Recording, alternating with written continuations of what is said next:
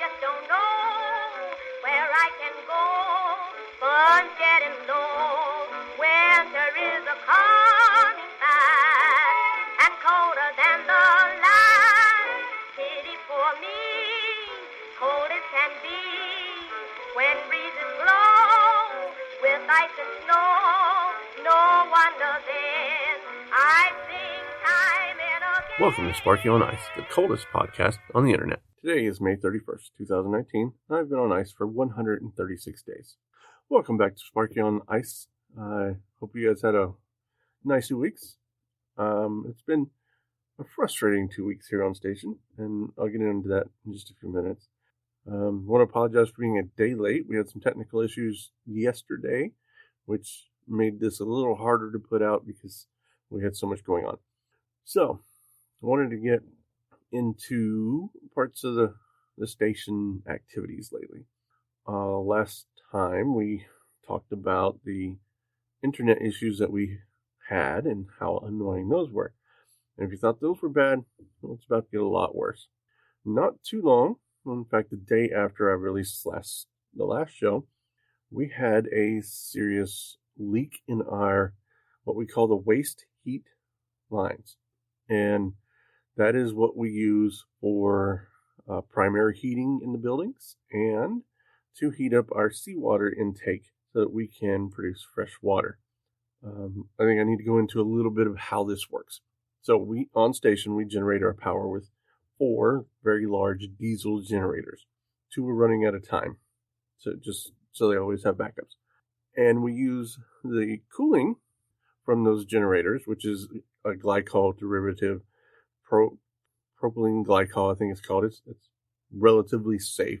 It's not dangerous to the environment or anything, which is why we use it. But it gets hot enough to cool off these diesel generators to also be run as radiant heat throughout all the buildings. And while it's doing that, it's run through a heat exchanger to heat up the seawater so that we can use reverse osmosis to make fresh water. Apparently, seawater has to be above 32 degrees when you turn it into fresh water, or it freezes. And our seawater is about 26 degrees, anywhere between 24 and 26 degrees here. So if you were to try reverse osmosis on it, it would freeze as soon as you turn it into fresh water. And that's a problem.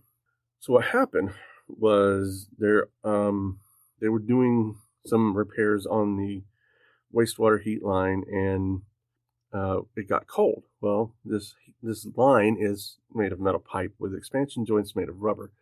And when they got cold, these expansion joints didn't expand anymore. They compressed, leaving some spaces for the glycol to leak out, which has caused a major problem. We've got leaks all over the glycol lines. It was very annoying. So they had to shut down the whole system.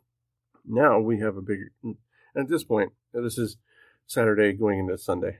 And at this point, I think Saturday afternoon, they announced water restrictions, code red, which basically means that we have enough water to drink and enough water to make limited foods, low water usage foods, and to fight fires in case there's a fire breakout. That's one of their main concerns, having enough water to fight a full-on fire.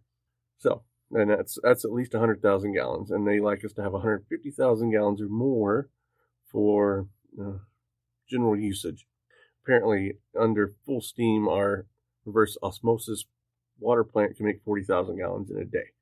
But without it running, we're going through some water. One of the biggest rules is showers. And we're allowed, during water restrictions of red, 1 2-minute shower every week. I don't know if you're used to being around 138 people who work a lot and wear heavy coats, so that we're generally a little bit sweaty. I don't know if you're around people like that a whole lot, but I think a week with a single 2-minute shower is not going to smell very nice.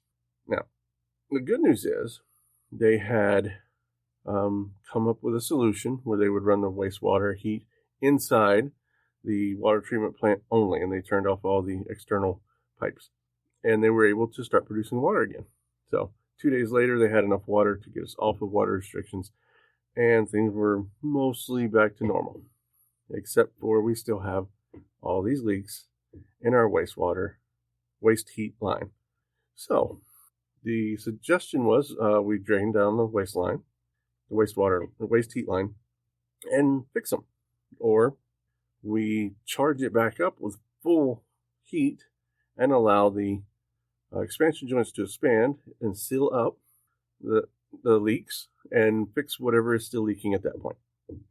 But no, that was not what the engineers wanted. The engineers want us to go and basically put Band-Aids on all these leaks, catching as much glycol as we can until the leaking stops, and then we'll fix it. The problem is we're not really doing anything. We're just going out all the time and putting Band-Aids on these because the glycol is just going to slowly leak out. I don't understand it. And I will never understand the reasoning behind this, but whatever. I do our job, which technically is not our job in this, but we do it anyway because we have a station to look after. Yeah, it's just been a frustrating couple of weeks simply because of this. And that's the biggest topic on station right now is the wastewater or waste heat lines and the leaks and all this stuff. And it's just insane. We also had another comms outage. Well, like I said in the intro, we had a comms outage yesterday. Apparently, a single piece of equipment here on station stopped working.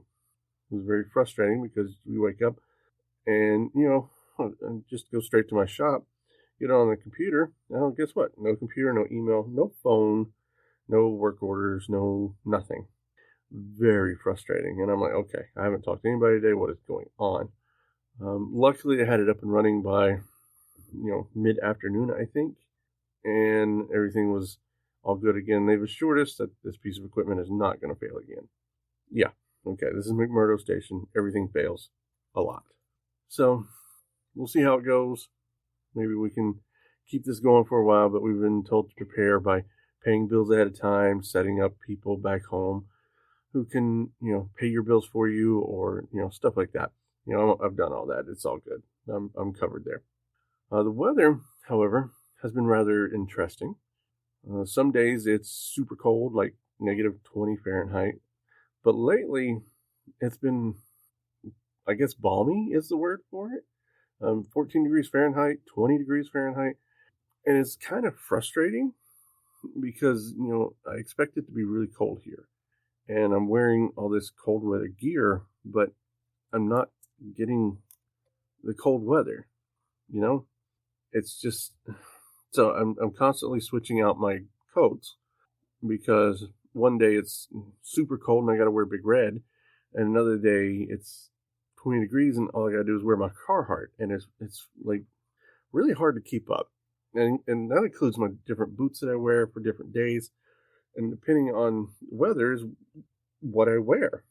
And if I go out with, my thick thermals on and it's only 14 degrees, I'm going to have a very hot, very sweaty day. But if I go out in my thin thermals and it's -20, I'm going to have a very cold, very miserable day. It's just hard to adjust here. And then some days, the wind comes up and you got a 45 knot wind. And it's crazy because it's impossible to plan ahead very well. But one of the good things about warmer weather is we get more snow. More snow means less ice.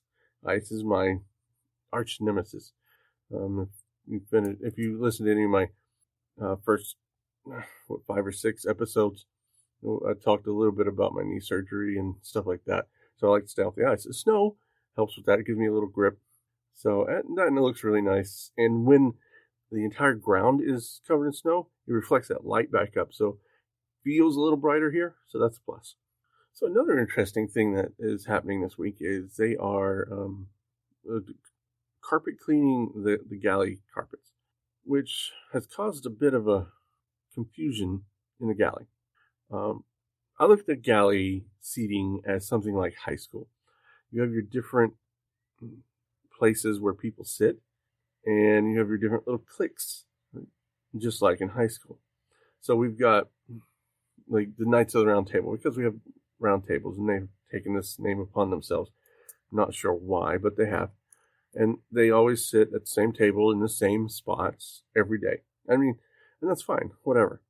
And then you've got what we call the family table, which I guess would be the popular kids in high school.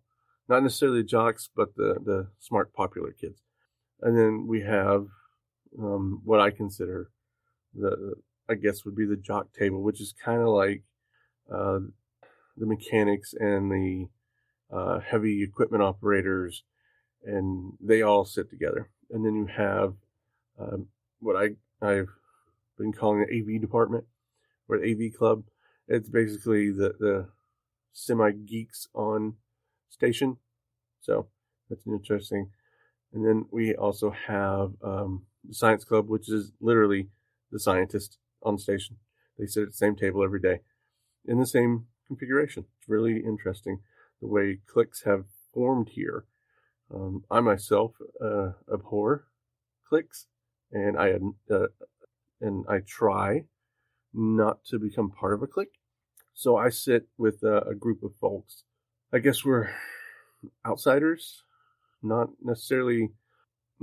We don't have anything really in common. We just sit and talk to each other. We're that group, and I've always been part of that group. I guess it is my clique to be part of the not normals.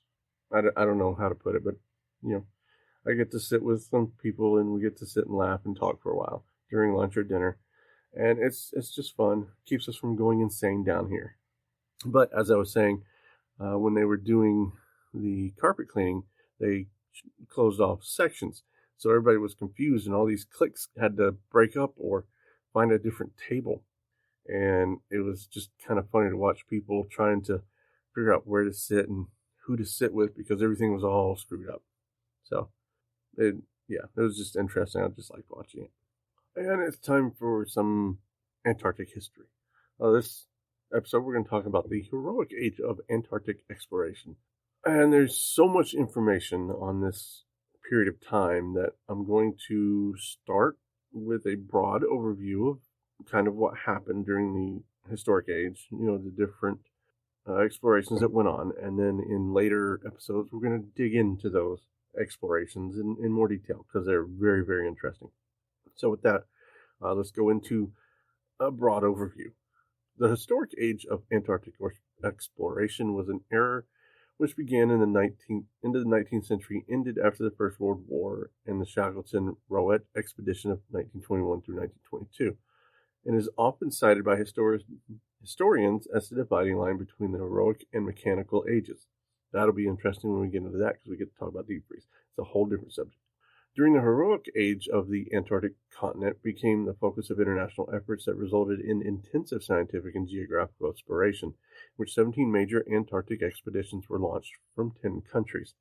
The common factor of these expeditions was the limited nature of the resources available to them before advances in transport and communication technologies revolutionized the work of exploration, hence bringing the mechanical age. This meant that each expedition became a feat of endurance that tested and sometimes exceeded the person's physical and mental limits. The heroic label, bestowed later, recognized that the adversities which had to be overcome by these pioneers, some of whom did not survive the experience. And during this period, 19 expedition members died. During the course of these expeditions, the geographical and magnetic poles were both reached. The achievement of being first to the geographical South Pole was a primary object in some expeditions, and was the sole rationale for Roald Amundsen's venture. However, this was not the only aspect of polar exploration during this time. Other expeditions worked with defined objectives in different areas of the continent. As a result, all this activity, much of the continent's coastline was discovered and mapped, and significant areas of the interior were explored. The expeditions also generated large quantities of scientific data, specimens across a wide range of scientific disciplines.